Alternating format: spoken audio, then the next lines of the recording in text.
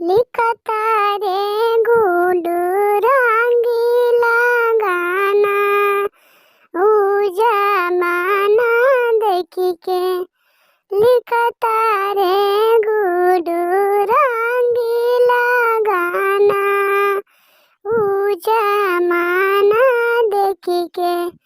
कोठवा पर लिखता रे, कोठरिया पर लिखता रे, कोठवा पर लिखता रे, कोठरिया पर लिखता रे। लिख दिहले जंगला पर गाना, ऊ जमाना देखी के।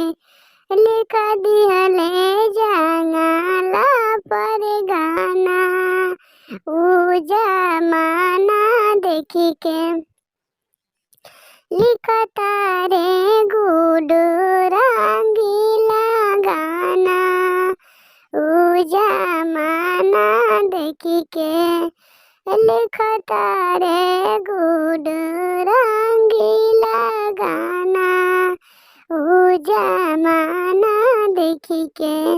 सेजिया पर लिखता रे, सेजरिया पर लिखता रे, सेजिया पर लिखता रे, सेजरिया पर लिखता रे। लिख दिहले जंगला पर गाना, ऊ जमाना देखी के। लिख दिहले तकिया पर गाना, ऊ जमाना देखी के। लिखता रे गुडू रंगीला गाना, ऊ जमाना